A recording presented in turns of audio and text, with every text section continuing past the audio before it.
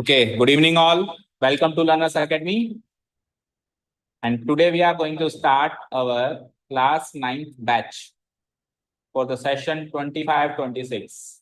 The first chapter we will start is chapter number 2, polynomials. There are in all 12 chapters, right? Chapter 1 to 12. वैसे 15 थे, 3 cut गए काफी सालों से, तो बचते हैं 12.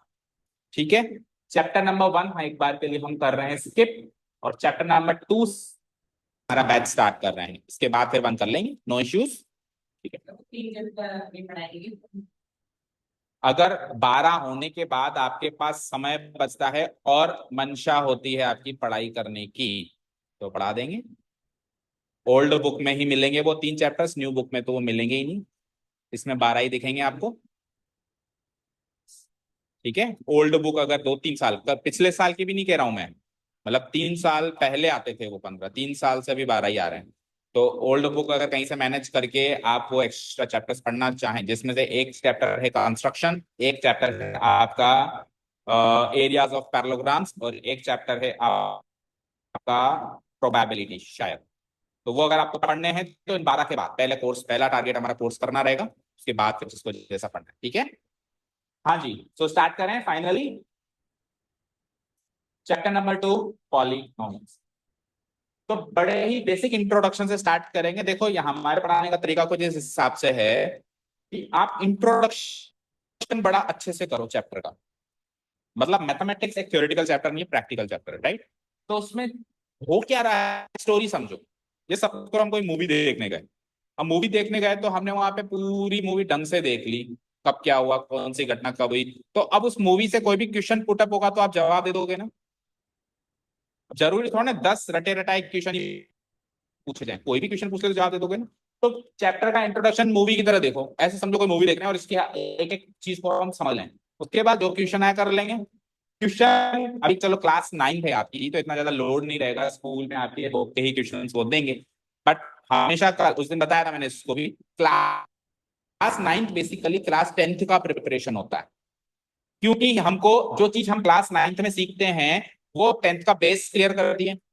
10th में हमको वो चीज कवर करने का समय नहीं मिलता, इसलिए हम कोशिश करते हैं कि वो चीजें हम 9th में ही कवर कर लें. जैसे पॉलिनोमियल्स के बारे में हम जितनी डेप्थ नॉलेज 9th में लेंगे, हमको 10th में काम आएगी.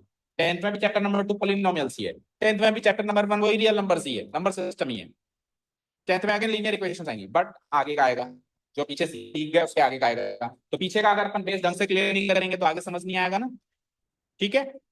पॉइंट इज दैट चीज को बिल्कुल आराम से क्वेश्चंस पुट अप करने बहुत सारे. आपको जो चीज समझ में नहीं आ रही स्टॉप करना है, हाथ ऊंचा करना है और पूछना है कि सर ये क्या चीज है, फिर से बताओ. Okay done. समझ आया. ओके. तो सबसे पहले अपन स्टार्ट करेंगे जो चैप्टर का नाम है पॉलिनोमियल्स. क्या होता है ये पॉलिनोमियल, जिसको जो आता है बताओ. मीनिंग. और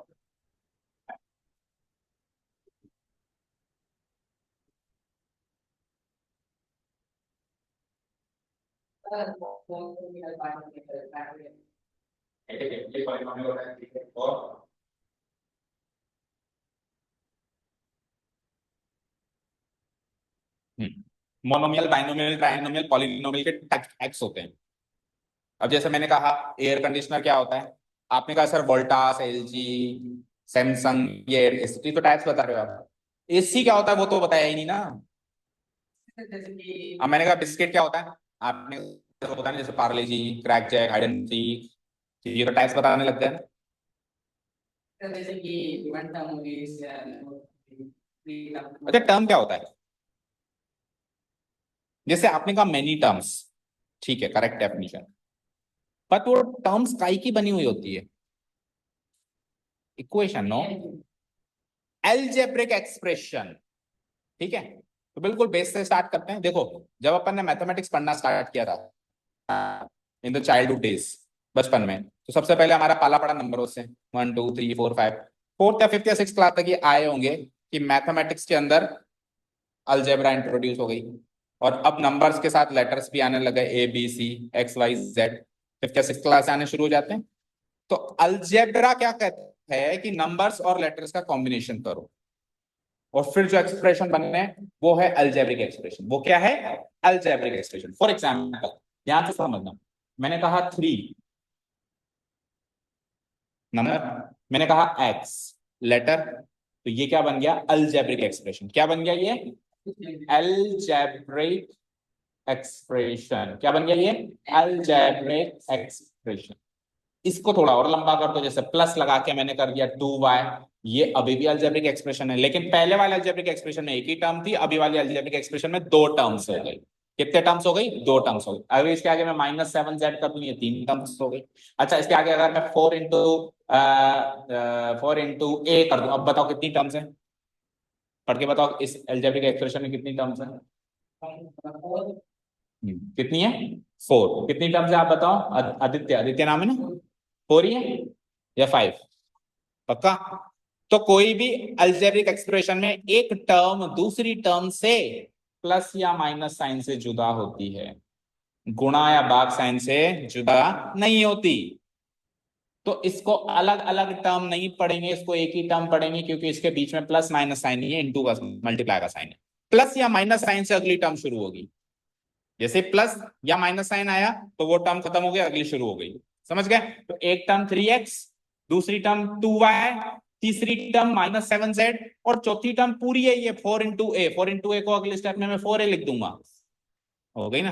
तो 4a में 4 और a अलग थोड़ी ना, एक ही टर्म है ना। तो ये चार टर्म्स का पॉली अलजेब्रिक एक्सप्रेशन है। तो अलजेब्रिक एक्सप्रेशन समझ गए? Combination of letters and numbers क्या होता है? अलजेब्रिक एक्सप्रेशन होता है। बट सर सवाल तो यह है कि पॉलिनोमियल क्या होता है? सवाल तो यह है पॉलिनोमियल क्या होता है। आप तो अलजेब्रिक एक्सप्रेशन बताने लग गए। अब कोई भी अलजेब्रिक एक्सप्रेशन अगर एक शर्त को पूरा करता है, एक शर्त अभी मैं बताने वाला हूं, उस कंडीशन को वो पूरा करता है तो वो कहलाता है पॉलिनोमियल। और अगर वो उस कंडीशन को फुलफिल नहीं करता है तो वो पॉलिनोमियल नहीं कहलाता है, पर वो अलजेब्रिक एक्सप्रेशन फिर भी कहलाएगा। ऐसे मत कहना कि आपने ये कंडीशन पूरी नहीं करी तो अब आप कुछ भी नहीं हो। कुछ तो हो आप। क्या हो आप? अलजेब्रिक एक्सप्रेशन हो। अब वो कंडीशन क्या है, वो समझने के लिए इन अलजेब्रिक एक्सप्रेशंस की कुछ बातें और समझनी पड़ेंगी। उसके लिए मैं कुछ और एग्जांपल्स देता हूं और उन बातों को समझते हैं, बड़े ध्यान से समझिएगा। मैं कुछ एग्जांपल दे रहा हूं, देखना ध्यान से। और आपको, आपने जो डेफिनेशन दी थी आदित्य, करेक्ट है। पॉली मतलब होता है मैनी, प्लस नोमियल्स मतलब होता है टर्म्स। तो इसलिए पॉलिनोमियल्स का मतलब हो गया मैनी टर्म्स। अभी अपन जैसे इसको मोनोमियल कहेंगे, इसका टाइप आएगा। तो मोनो मतलब सिंगल, तो सिंगल टर्म। बाइनोमियल कहेंगे तो डबल टर्म। ट्राइनोमियल कहेंगे तो ट्रिपल टर्म। ठीक है? तो ये आपने बिल्कुल करेक्ट बताया। तो चलो अब आते हैं मुद्दे पे कि अलजेब्रिक एक्सप्रेशन पॉलिनोमियल कब बनता है। ठीक है ना? तो कुछ एग्जाम्पल देता हूं मैं।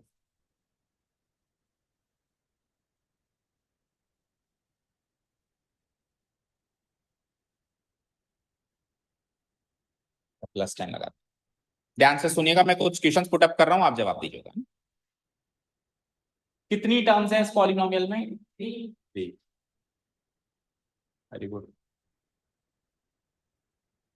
अब एक पॉलिनोमियल में जित पॉलिनोमियल नहीं बोलूंगा अभी मैं, इसको अलजेब्रिक एक्सप्रेशन ही बोलूंगा, नहीं तो आपको लगेगा कि शायद पॉलिनोमियल और अलजेब्रिक एक्सप्रेशन में डिफरेंस नहीं है। अभी अपन वही तो सीख रहे हैं कि अलजेब्रिक एक्सप्रेशन पॉलिनोमियल कब बनता है। तो इसको अभी अपन क्या नाम देंगे? हालांकि वो पॉलिनोमियल है, हालांकि वो पॉलिनोमियल है, लेकिन अभी अपन इसको क्या नाम देंगे? Algebraic expression. तो किसी भी अलजेब्रिक एक्सप्रेशन में जितनी भी टर्म्स हैं, हर एक टर्म की अपनी पावर और अपना कोएफिशिएंट होता है। क्या कहा मैंने?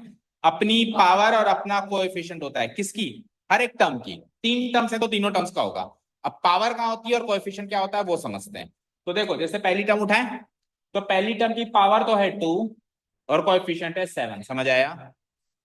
दूसरी टर्म की पावर क्या है? कुछ नहीं है तो 1, और कोएफिशिएंट क्या है? 3। तीसरी टर्म की पावर क्या है, कोई बताएगा? 0। अब सर इसकी पावर 0 क्यों है? वेरिएबल नहीं है। एक तो लॉजिक ये कह सकते हैं कि वेरिएबल नहीं है। बट थोड़ा सा और क्लियर पिक्चर मैं आपको बताऊं, तो देखो इधर स्क्रीन पे जो 10 होता है, उसको कोई भी बच्चा 10 × 1 लिख सकता है। कोई दिक्कत है क्या? नहीं दिक्कत है ना कोई भी? अच्छा जी। और 1 को मैं x⁻0 लिख सकता हूँ क्या? किसी की भी पावर 0 लगाओ, 1 आता है? आता है ना? 2 की पावर 0 का क्या आता है? 3 की पावर 0 क्या आता है?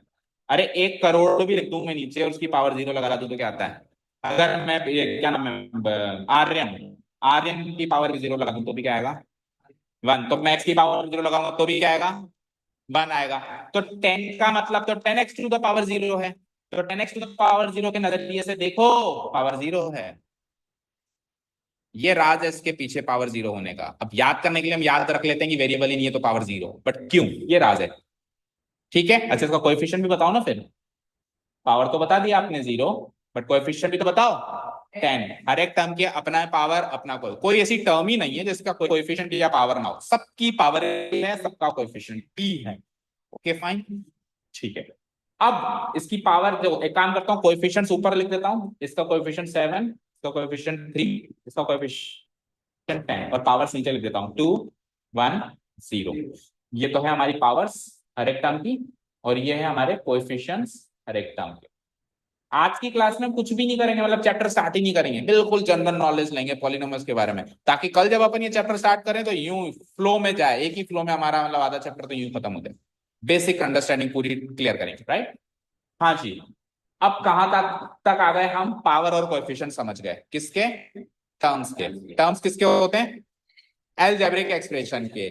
पॉलिनोमियल अभी नहीं बना हुआ ना, पॉलिनोमियल के लिए एक कंडीशन पूरी करनी है, वो कंडीशन समझनी है अभी आप, ठीक है। क्योंकि पता है आपको पहली एक्सरसाइज का पहला क्वेश्चन ही यही है, चेक करो एक बार, इसकी पहली एक्सरसाइज का पहला क्वेश्चन पढ़ो।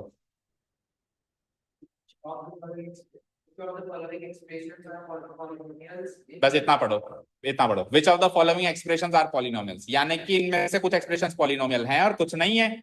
तो वही तो सीखना है अभी, कैसे अपन अलजेब्रिक एक्सप्रेशन और पॉलिनोमियल में डिफरेंस देखेंगे।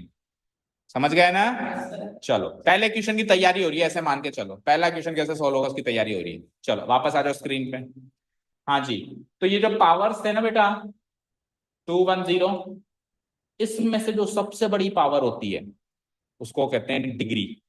उसको क्या कहते हैं, तो 2 1 0 में से सबसे बड़ी पावर कौन सी है 2, तो 2 बन गई मेरी डिग्री। अच्छा डिग्री किसकी होती है पता है, पूरे एक्सप्रेशन की होती है।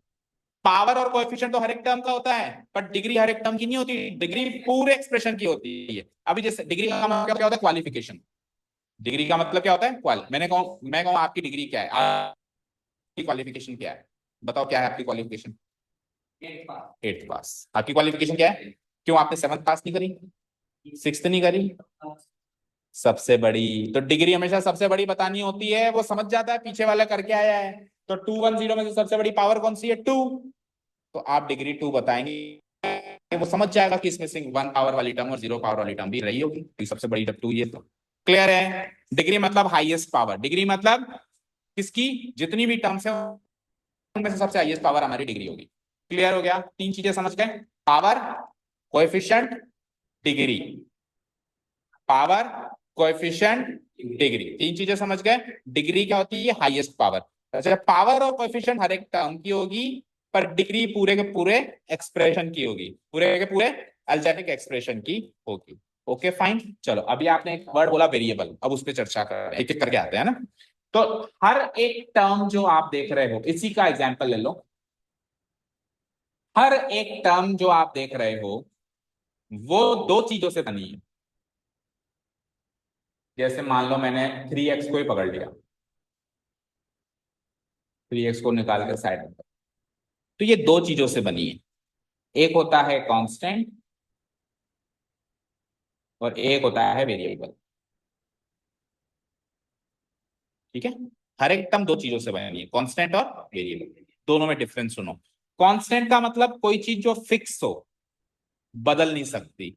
वेरिएबल का मतलब, वेरिएबल का संधि विच्छेद करो, वेरी प्लस एबल, जो वेरी करने के एबल है, जो वेरी करने के योग्य है।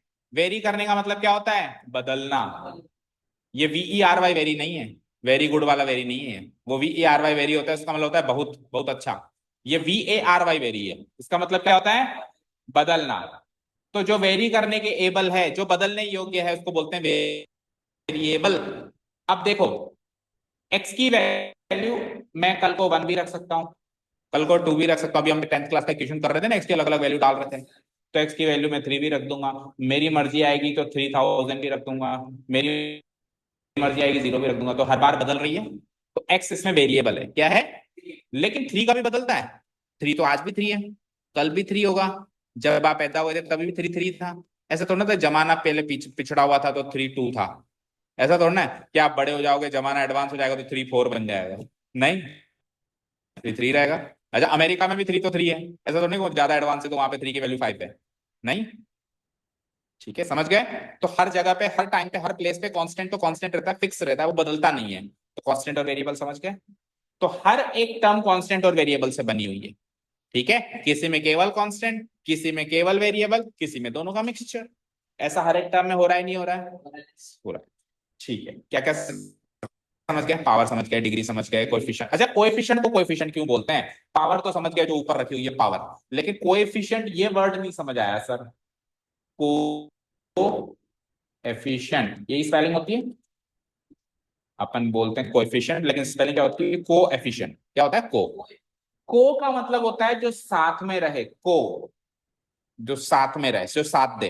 जैसे कहते हैं ना कोऑपरेट करो। को मतलब साथ में रहे। जैसे कहते हैं ना आपका स्कूल को एड स्कूल है। को एड स्कूल मतलब गर्ल्स बॉयज इसमें साथ में पढ़े। तो को का मतलब साथ में रहने वाला। एफिशिएंट मतलब पावरफुल बनाने वाला। एफिशिएंट मतलब पावरफुल। अब जैसे मेरे पास एक्स है और एक्स के आगे मैंने टू लगा दिया तो क्या बन गया? Two x.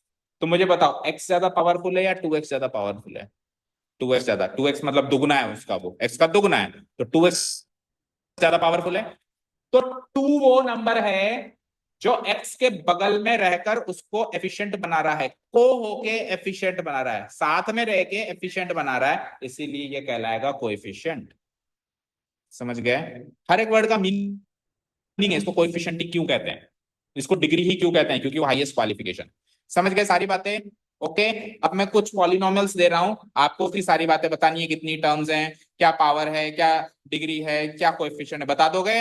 रेडी? ओके, चलो इसको डिलीट करते हैं। देखो यहाँ पे एग्जांपल्स देता हूं मैं कुछ।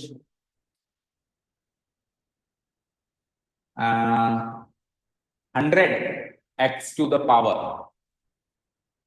95 माइनस 16 x³ प्लस 101 x। अच्छा, x की जगह y भी आ सकता है, इतना तो समझ रहे हो अपन। अभी मैं x में ही चल रहा हूँ, इजी एग्जांपल्स ले रहा हूँ पहले। 101 x की power 97, okay, plus 7 to the power 99। ठीक है, रेडी? चलो, कितने टर्म्स हैं? फोर। इतना तो देख के समझ गया ना कितनी टर्म्स है? फोर। सबसे आसान ये देखना होता है कितनी टर्म्स है। तो हर एक टर्म की अपनी अपनी पावर और कोएफिशिएंट होता है। चार टर्म्स है तो चार पावर और चार कोएफिशिएंट इस एक्सप्रेशन से निकल के आएंगे। चार हो गए, निकल के आएंगे। तो सबसे पहले तो कोएफिशिएंट बता दो। कोएफिशिएंट मैं ऊपर लिख देता हूँ, टर्म्स पावर नीचे लिख दूंगा। कोएफिशिएंट बताओ, पहले का कोएफिशिएंट 100, दूसरे का अलग, माइनस साइन कौन बोलेगा? -16। इसको कैसे इग्नोर कर सकते हो? ठीक है, साइन जो होता है अगले का होता है, पिछले का नहीं होता है। तो ये माइनस अगले का है, पिछले 100 का नहीं है। ओके, इसका 101। चौथे का 7। ठीक है, पावर बताओ उसकी। इसकी पावर, इसकी पावर और इसकी पावर, हाईएस्ट पावर। तो डिग्री, डिग्री क्या बताई आपने?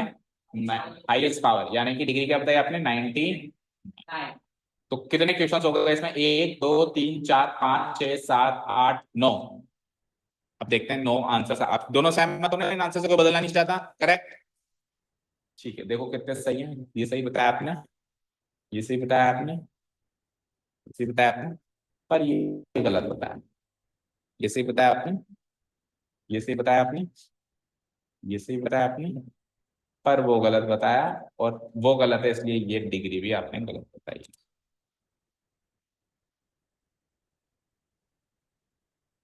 तो जो आप जानते हो वही वही मैं पूछूं और आप बताओ, तो क्या फायदा कोचिंग आने का? जो आप नहीं जानते हो, चर्चा तो उस विषय की करनी है। क्या आएगा? 97 तो कहीं है ही नहीं। 97 तो आ गया ना तीसरे में, फोर्थ वाले की बात, फोर्थ टर्म की बात। हर एक टर्म की अपनी पावर है, अपना कोएफिशिएंट, चाहे कुछ हो जाए। अभी अभी अपन ने बात ही स्टार्ट यहाँ से करी थी।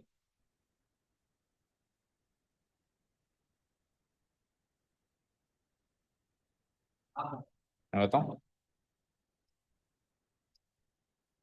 देखो बच्चों, यहाँ पे जो ये आप, चलो पावर पे बात करो। यहाँ पे जो आपने ये पावर देखी 95, ये कहाँ देखी है आपको? वहां नहीं, थोड़ा सा और एक्सप्लेनेशन दो, कहाँ पे? एक्स के ऊपर, ये सुनना चाहता था मैं, कहाँ पे दिखी है मुझे?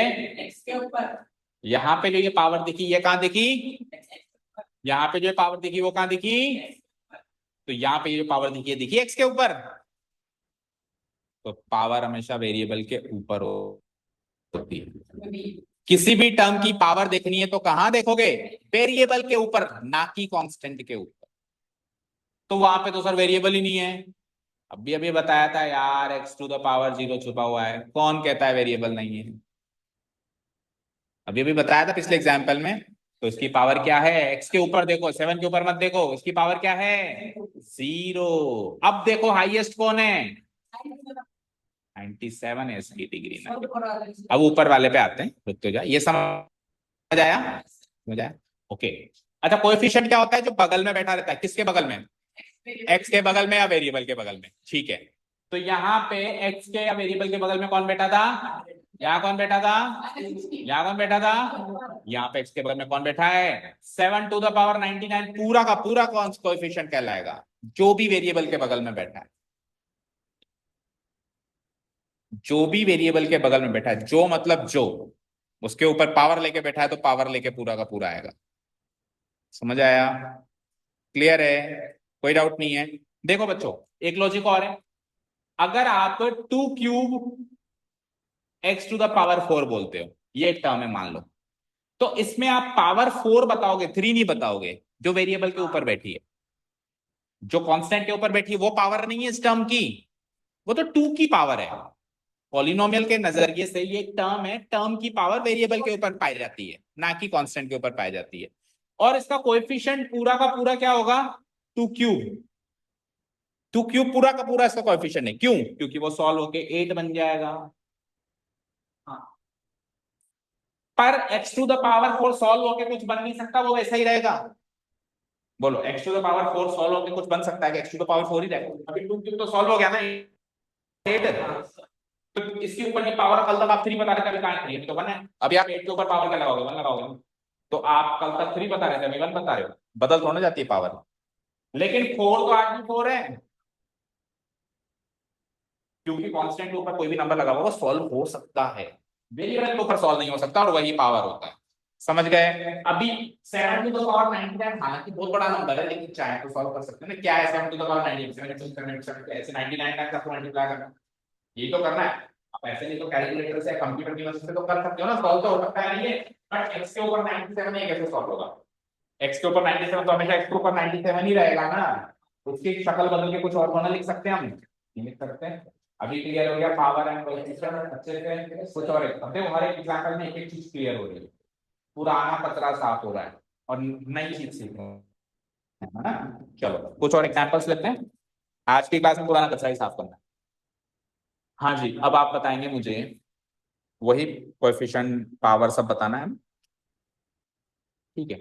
9 x to the power 4 -6/x, algebraic expression है, कैसा भी हो सकता है, मैथ्स पढ़ रहे हो भैया, मैथ्स में फ्रैक्शन भी होते हैं। प्लस x/6, उल्टा कर दो या 5 कर दो। ठीक है। Plus 7√x। धीरे धीरे लेवल बढ़ेगा ना। शुरू करें? कितनी टर्म्स है? तो ये तो जल्दी से बता देते हैं,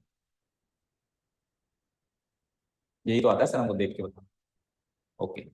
अब वही सवाल है, पावर अलग करो, कोएफिशिएंट अलग करो, फिर हाईएस्ट पावर देख के डिग्री बताओ। ये पहले की पिछली तैयारी चल रही है अभी तक, है ना? हाँ जी। तो कोएफिशिएंट अलग करते हैं पहले तो। ऊपर वाले का, इसका सेकंड वाले का -6। आप सहमत हो ना दोनों चीज से?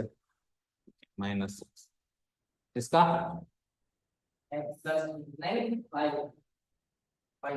5 है। अच्छा, अगर इसका 5 है, अगर इसका कोएफिशिएंट 5 है, तो फिर 5x का क्या होता है? 5x का कोएफिशिएंट क्या होता है? तो 5x का कोएफिशिएंट भी 5 और 5x/5 का कोएफिशिएंट भी 5। x कोएफिशिएंट हो सकता है। x कोएफिशिएंट क्या होता है जो वेरिएबल के बगल में बैठता है? तो फंसा दिया सर ने। 1। अगर इसका कोएफिशिएंट 1 है, तो फिर x का कोएफिशिएंट क्या होता है? इसका कोएफिशिएंट होता है 1 बेटा। x/5 का कैसे होगा?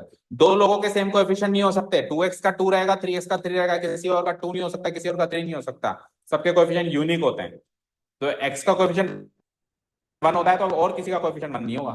x/5 का नहीं होगा 1। 1 डिवाइडेड बाय 5। हाँ, ये हुई ना बात। अभी बात करेंगे इसके बारे में भी। ठीक है। हाँ जी, इसका तो देख रहे हो सर। चलो पावर की बात करते हैं। इस वाली टर्म की पावर 4, इस वाली टर्म की पावर 1। तो फिर 6x की पावर क्या होती है?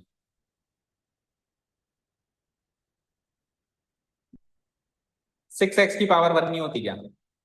तो फिर 6/x की कैसी होगी? दोनों अलग अलग शक्ल के लोग हैं। दो अलग अलग शक्ल के लोगों की पावर से एक जैसी कैसे हो सकती है? जब शक्ल ही अलग है तो पावर भी अलग होगी। चलो अभी के लिए रख देते हैं आपकी बात।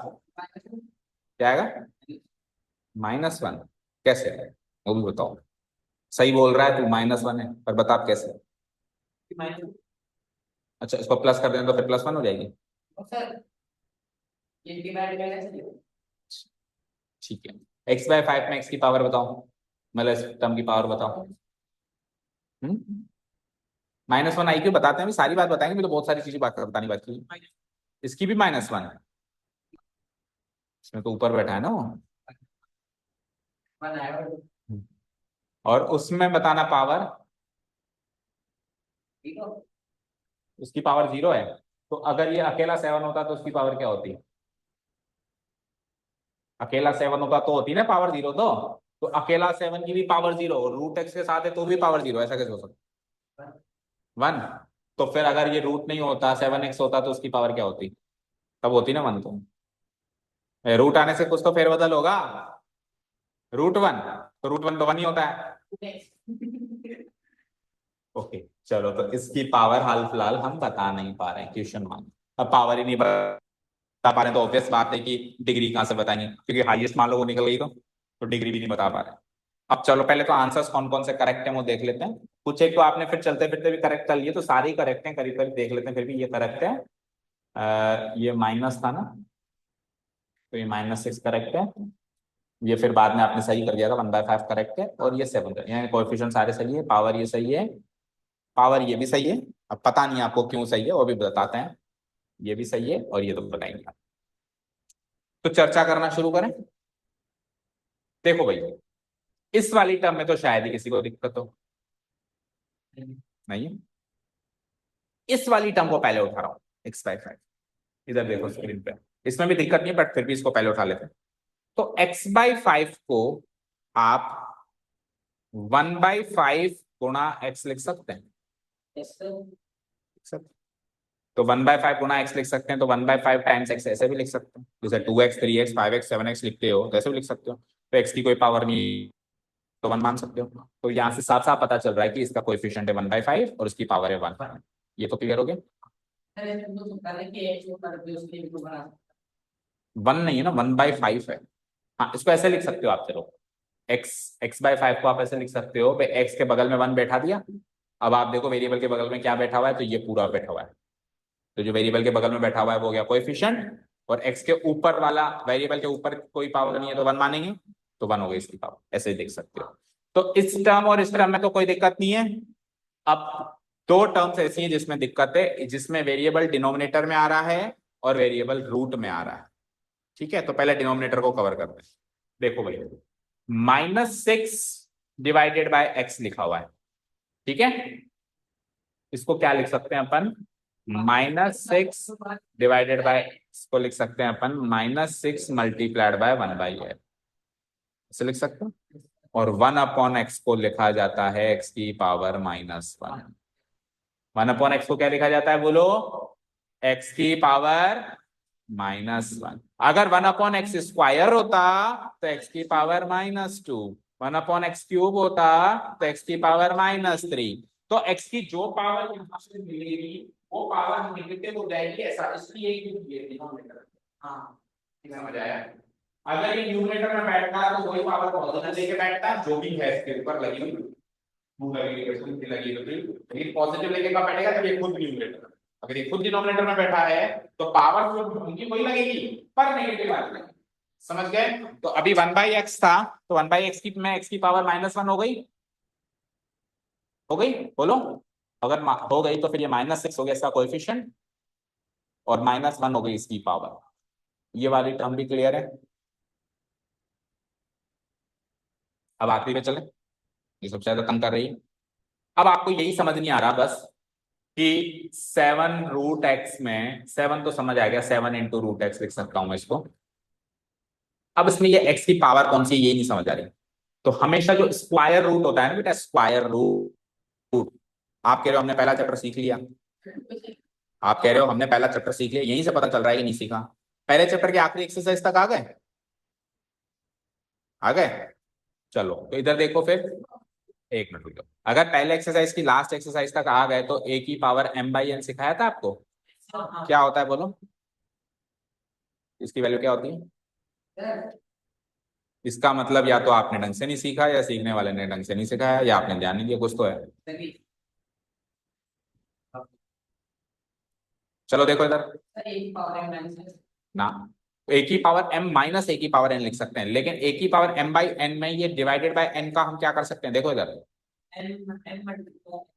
नहीं इधर देखो, अब स्क्रीन पे देखो। इसका मतलब होता है a की पावर m का nth रूट, पढ़ा था ना? a की पावर m का जो न्यूमरेटर में है वो है असली पावर, जो डिनोमिनेटर में है उतना रूट है। तो यहां डिनोमिनेटर में 2 है भाई, जब कुछ ना लगा हो तो 2 मानते हैं, स्क्वायर रूट को रूट भी बोल सकते हैं ना। तो अब इसकी ये 2 डिनोमिनेटर में बिठाओ और इसके ऊपर कुछ नहीं लगा हुआ 1, तो क्या पावर बन गई? 1/2, यानी x की पावर वहां पे 1/2 है। फिर से देखो, √x को डिस्कस कर रहे हैं अपन। √x में यहां कुछ नहीं बैठा तो 1 मानोगे, और पीछे अंदर रूट के अंदर कुछ नहीं बैठा तो 2 मानोगे। तो जो इधर लगा रहता है वो तो न्यूमरेटर में रहता है, और जो इधर लगा रहता है वो डिनोमिनेटर में रहता है, तो ये x की पावर हाफ हो गई और 1/2 उसकी पावर है। यानी कि अब डायरेक्टली याद रखो, √x में x की पावर हाफ होती है, √x में x की पावर हाफ होती है। अगर क्यूब रूट ऑफ x है तो x की पावर 1/3 होगी, अगर फोर्थ रूट ऑफ x है तो x की पावर 1/4 होगी। समझ गए? क्लियर? तो जब आप पावर समझ गए तो अब वहां पे भी पावर बता सकते हो। 7√x में x की पावर क्या होगी? 1/2। अब बताओ उसकी डिग्री क्या है, हाईएस्ट पावर क्या है? 4। हाईएस्ट पावर क्या हो गई? 4। तो आप कह सकते हो इस एल्जेब्रिक एक्सप्रेशन की डिग्री क्या है। यहां तक समझ गए? अच्छे से समझ गए? अब बड़े ध्यान से और बड़े ही क्रिस्टल वर्ड्स में बताने कहने वाला हूं, इस एग्जाम्पल को छोड़ के पीछे जितने भी एग्जाम्पल किए 2 या 3, सारे के सारे अलजेब्रिक एक्सप्रेशन पॉलिनोमियल थे। ये पॉलिनोमियल, ये जो एक्सप्रेशन देख रहे हो ये पॉलिनोमियल नहीं है, ये जस्ट एक अलजेब्रिक एक्सप्रेशन है। ये पॉलिनोमियल की उस कंडीशन को पूरा नहीं कर पाया जिस कंडीशन को पिछले जो 2-3 एग्जाम्पल दिए वो पूरा कर रहे थे। अब आप सोचो इसकी कौन सी कंडीशन इधर पूरी नहीं करी? पॉलिनोमियल के अंदर जितनी भी पावर्स आती हैं वो पावर होल नंबर बनी। दैट्स इट, खत्म कर। क्या कहा मैंने?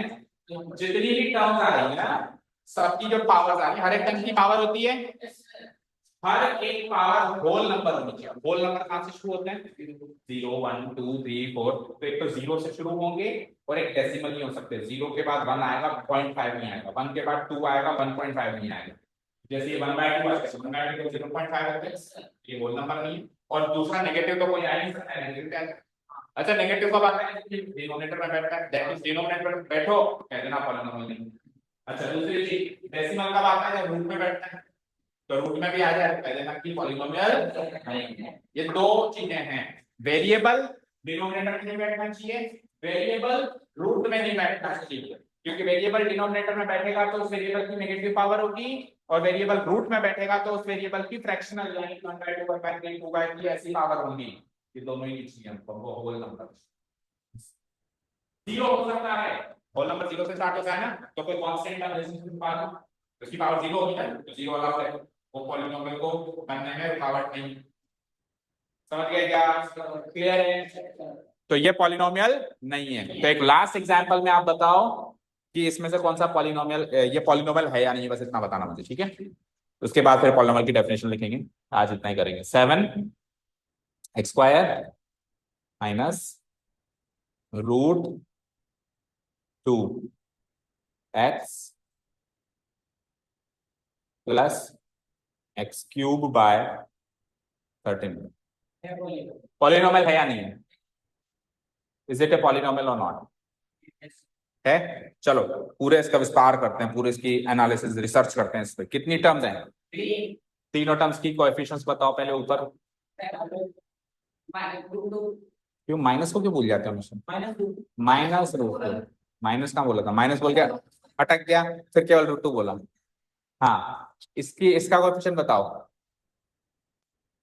हाँ, इसको अपन 1 × x लिख सकते हैं ना, तो जो उसके बगल में बैठे क्या होगा? 1/30। चलो पावर बताओ, इसकी पावर, इसकी पावर, इसकी पावर 1 और इसकी पावर 3। तो ये तीनों होल नंबर है, तो होल नंबर है तो ये पॉलिनोमियल है, और पॉलिनोमियल है तो पॉलिनोमियल की डिग्री क्या है? 3। अच्छा, अब ये क्वेश्चन जान करके इसलिए दिया क्योंकि इसमें रूट वाली टर्म्स भी हैं देखो, और इसमें डिनोमिनेटर में भी कुछ चीजें हैं। तो ऐसे कसम मत खा लेना कि रूट में दिख जाए और डिनोमिनेटर में दिख जाए तो पॉलिनोमियल नहीं है। रूट में कौन दिख जाए? वेरिएबल। बेचारा कांस्टेंट तो आ ही सकता है, क्योंकि √2 को क्या लिख सकता हूं मैं? 2 की पावर हाफ। 2 की पावर हाफ है ना, 2 की हाफ यानी 1/2। तो हमको x की पावर तो 1 है ना, हमको तो x की पावर पकड़नी है, 2 की पावर थोड़ा ना पकड़नी है। तो x की पावर होल नंबर होनी चाहिए, 2 की पावर चाहे होल नंबर ना भी हो तो चलेगा। ठीक है, क्लियर? पॉलिनोमियल की डेफिनेशन देखो कहाँ लिखी हुई है, कहाँ से लिखी? कोई बात नहीं, हम हमारे नोट्स अलग बनाएंगे ना। ट्यूशन की नोटबुक अलग से ले बनानी है, नहीं लेके आए? ट्यूशन की नोटबुक निकालो, उसमें लिखो।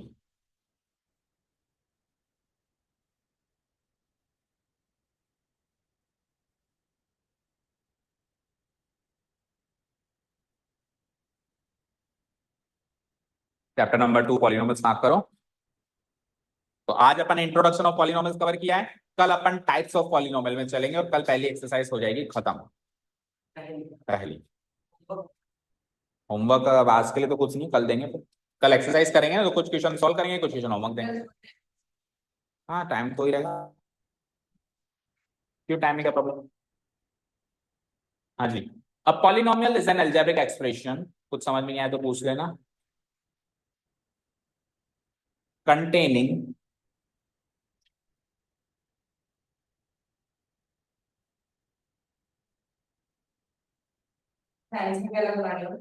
बिल्कुल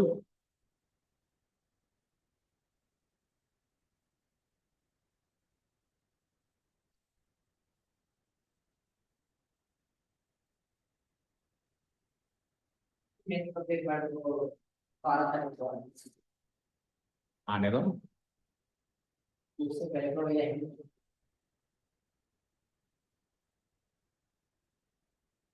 कंटिन्यू आओगे तो ही जाए। A polynomial is an algebraic expression containing one or more terms, containing one or more terms, और टर्म्स किससे बनती हैं? Variables and constants. पॉलिनोमियल क्या है? पॉलिनोमियल अलजेब्रिक एक्सप्रेशन है। क्या है? अलजेब्रिक एक्सप्रेशन क्या होता है? जिसमें एक या एक से ज्यादा टर्म्स हो। टर्म्स क्या होती हैं? जो कि वेरिएबल्स और कांस्टेंट से बनती हैं। वेरिएबल और कांस्टेंट क्या होते हैं? वेरिएबल जो वेरी करे, ब्रैकेट में लिख देना, कांस्टेंट जो फिक्स हो।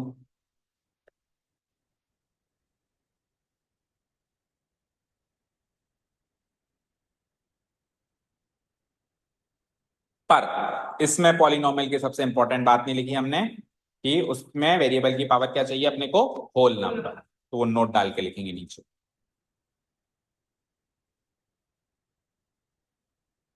क्या लिखेंगे नोट डाल के, the power of the variable used in each term of a polynomial has to be a whole number.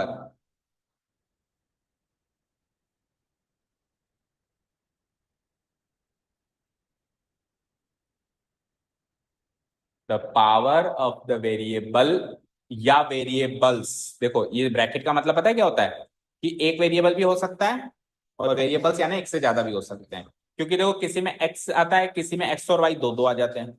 जितने भी वेरिएबल्स हैं उनकी जो पावर है, एक एक को चेक करो वन बाई वन, जितनी भी टर्म्स है ना, वो सारी के सारी पावर कैसी होनी चाहिए, होल नंबर होनी चाहिए। ठीक है, और होल नंबर का example that is 0 1 2 3 4 etcetera, zero से शुरू होके और फिर काउंटिंग नंबर्स जो हैं चलते जाओ, सारे के सारे whole numbers.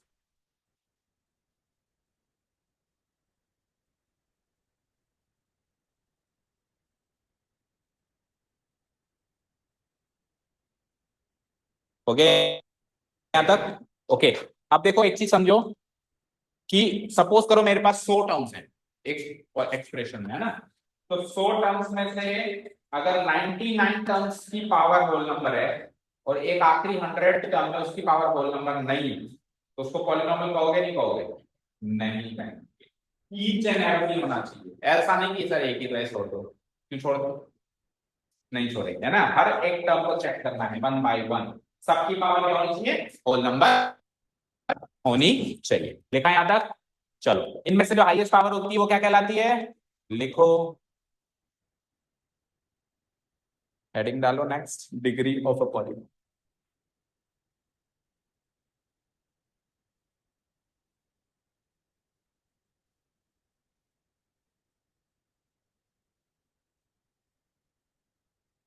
The highest power of the terms of a polynomial is known as the degree of that polynomial. क्या, हाँ बेटा, this session is being recorded, ठीक है, जो भी बात है बाद में, वो सीधा यूट्यूब पे जाता ही है।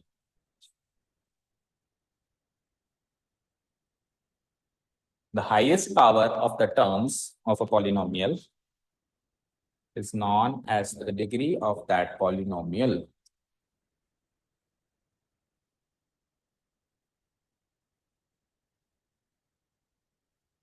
डन, डिग्री के बाद अगली चीज क्या है,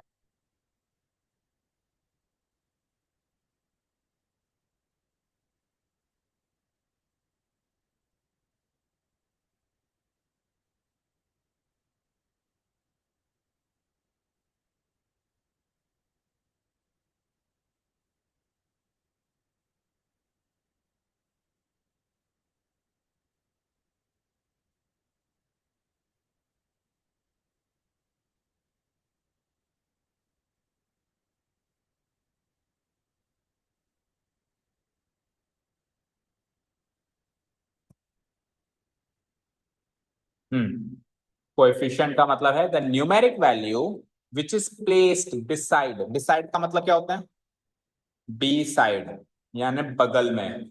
बी साइड का मतलब होता है बी द साइड ऑफ, किसी की साइड में बैठना, किसी की साइड में बी होना यानी होना, है ना, तो beside the variable used in the terms of a polynomial is said to be the coefficient of that term of the polynomial.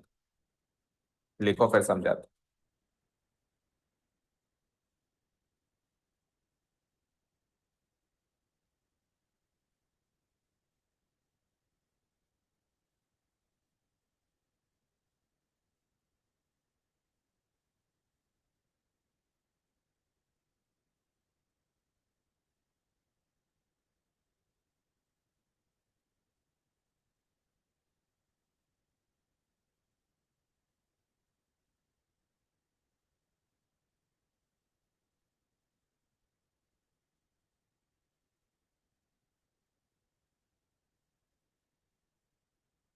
लिखा यहां तक,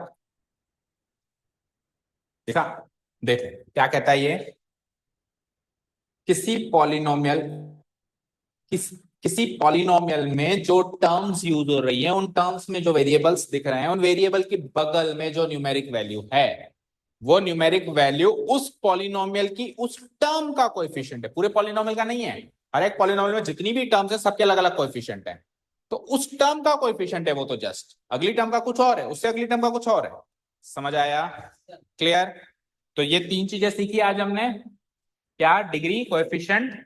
अब टाइप्स ऑफ पॉलिनोमियल हमारा कल का टॉपिक रहेगा, ठीक है?